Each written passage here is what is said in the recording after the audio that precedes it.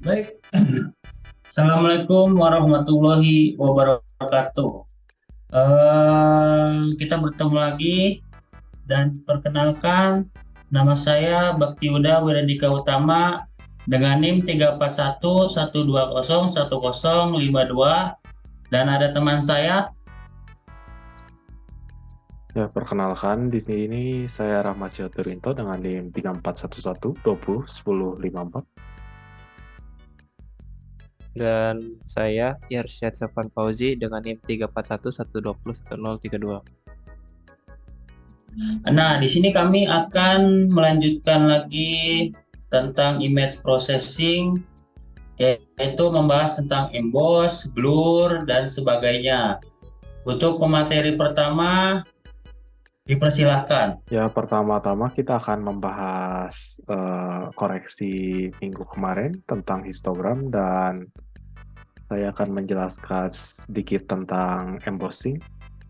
Bisa didemokan untuk histogram terlebih dahulu. Ya. Dapat dilihat di sini histogramnya kita sudah memakai warna yang sesuai dengan setiap channelnya. Misalkan gray itu barnya gray, barnya red, dan seterusnya sesuai dengan histogramnya. Ya, sekarang kita bisa ke scriptnya. Kita close terlebih dahulu.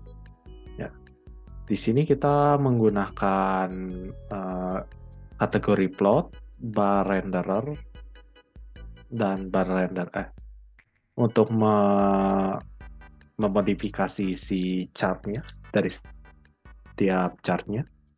Jadi kita akan konversikan terlebih dahulu atau mengambil plot dari setiap chart dengan .getPlot untuk pada setiap chartnya. Misalkan kita mengambil plot dari chart gray, yaitu scriptnya adalah chart gray.getPlot yang akan dimasukkan ke kategori plotnya, objek kategori plotnya, ya, masing-masing setiap channelnya. Lalu kita akan membuat bar rendernya dari setiap G-plotnya dan menyetingnya menggunakan bar painter yang standar. Ya, selanjutnya kita akan membuat bar renderernya dari setiap chartnya yang akan diambil renderernya dari setiap kategori plotnya. Lalu dari bar renderer itu kita dapat manipulasi warnanya dengan menggunakan set, series, paint dengan parameter seriesnya dan warna yang akan diganti. Setiap series di sini dapat dimaksudkan dengan datanya, misalkan data 0 ada berapa itu bar 0 tersebut kita akan ganti warnanya sesuai dengan channelnya masing-masing dan akan diulangi sampai seriesnya berakhir, yaitu pada nilai 255 ya. Ya, selanjutnya kita ke embossing. Dapat dilihat di sini setelah gambar diupload dan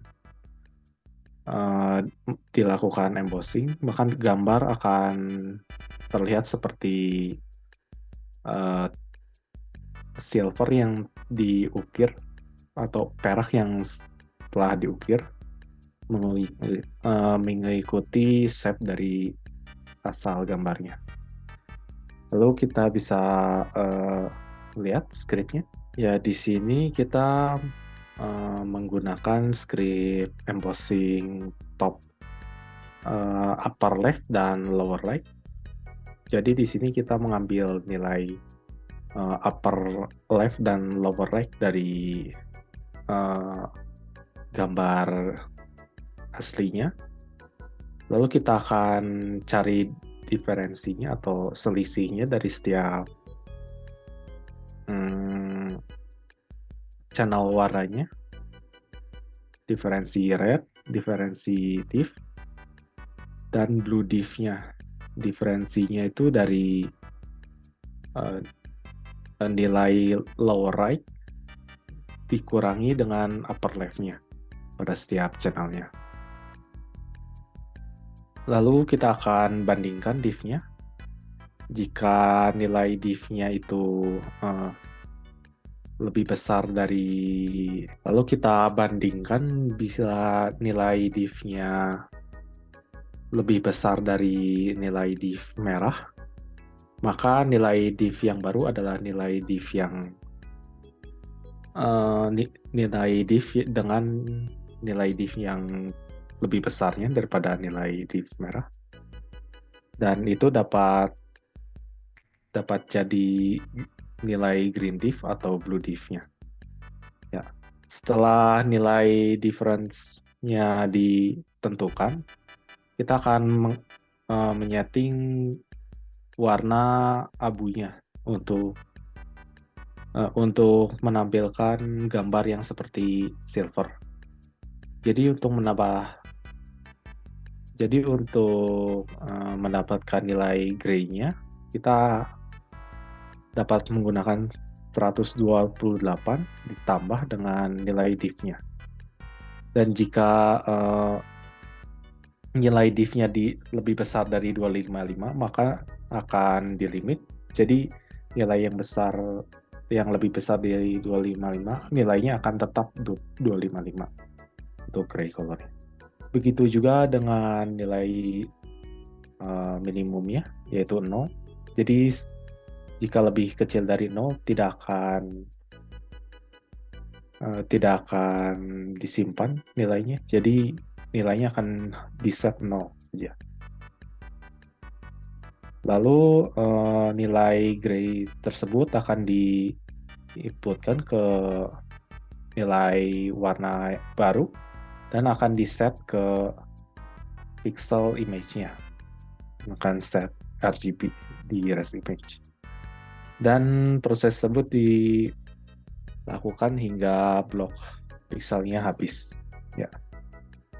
Baik, selanjutnya untuk materi selanjutnya akan dijelaskan oleh Bakti Yuda. Dipersilakan. Baik, terima kasih. Sekarang materi pertama saya akan bahas yaitu blur. Mari kita ke demonya. Nah, ini kan tadi yang sudah kita akan pencet ini blur. Bisa kita lihat gambarnya yang akan di blur atau secara tidak sengaja ini gambarnya agak kurang tidak jelas. Nah, mari kita lihat ke skripnya. Jadi di sini melakukan proses yang namanya konvolusi. Nah, pertama si matrik pixel tadi akan dikalikan dengan kernel yang sudah kita setting, yang sudah ada. Kemudian dari hasil tersebut akan ditambahkan, dan kemudian dari hasil yang ditambahkan tadi itu akan menjadikan nilai yang baru, sehingga proses tadi yang kayak blur itu terjadi. Seperti itu. Selanjutnya kita lanjutkan ke sharp yang saya demokan. Nah, ini kan tadi udah blur, sekarang kita di sharp. Nah, dapat kita lihat tampilannya seperti ini. Yang di kiri itu gambar aslinya, dan yang di kanan itu gambar yang sudah kita submit. Mari kita lihat source scriptnya. Nah, di sini modelannya juga sama seperti blur, karena ini ada proses kita konvolasiin, dan dengan nilai kernelnya dan nilai kernel baru tentunya. Nah, kemudian hasil tersebut yang sudah diperkalikan akan ditambah dan menghasilkan gambar seperti barusan. Baik, untuk materi selanjutnya dipersilahkan. Oke, untuk materi selanjutnya yaitu Kenny Edge Detector. Eh, Demonstrasi dulu. Nah, di sini kita, di sebelah kiri itu foto originalnya dan sebelah kanan itu foto yang sudah di Kenny Edge Detector. Dia terlihat seperti garis-garis di tepi suatu objeknya saja. Kita langsung ke source code-nya. Nah, di sini kita menggunakan library Kenny Edge Detector untuk merubah gambar original menjadi Kenny Edge Detector itu menggunakan 5 tahapan. Oke, di sini saya akan melanjutkan materi yaitu tentang Kenny Edge Detector. Nah, di sini kita menggunakan library Kenny Edge Detector. Di dalam ini kita pertama dapatkan image-nya terlebih dahulu. Kita membuffer image-nya. Setelah itu kita melakukan set low threshold, di mana jika thresholdnya kurang dari 1 kita menggunakan illegal argument exception. Kalau low thresholdnya low, itu kita sama dengan threshold. Lalu untuk yang set height-nya, jika threshold-nya kurang dari 0, kita illegal argument exception-kan lagi. Jika threshold-nya maka menjadi threshold. Untuk set Gaussian kernel lebarnya, jika lebarnya kurang dari 2, maka kita illegal argument exception, maka kita sama dengankan Gaussian kernelnya Gaussian kernel width, dan yang set Gaussian kernel radiusnya jika kurang dari 0,1 f, maka kita sama dengankan dengan Gaussian kernel radius. Lalu di sini ada boolean kontras normalisasi, set kontras normalisasi, dan di sini prosesnya. Nah, proses ini kita dapatkan lebar dari gambarnya, terus tingginya, dan kita kalikan menjadi lebar dari suatu gambarnya.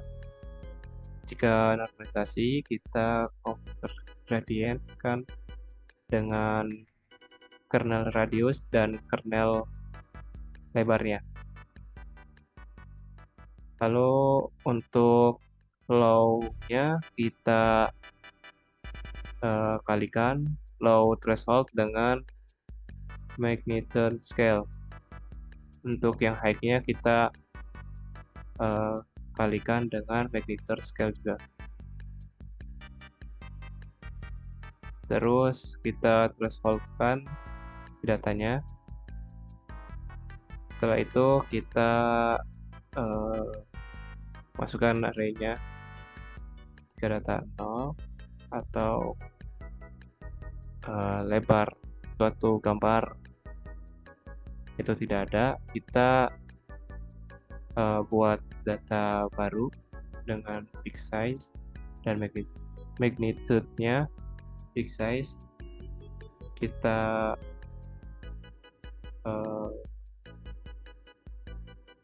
masukkan si nilai lebar konstan X dan Y dan gradien X dan Y ke dalam array. Lalu kita gradientkan dengan kernel radius dan kernel lebar. Nah, Di sini kita buat kernel array-nya dan deep kernel. Kalau kita hitung si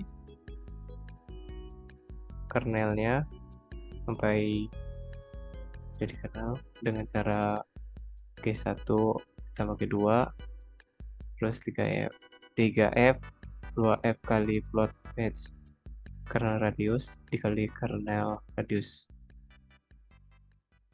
Lalu kita perform convolution di X dan Y.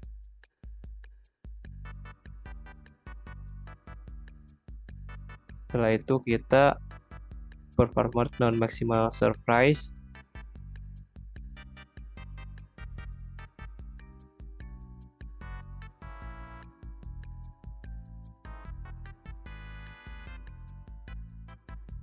Nah, dengan begitu kita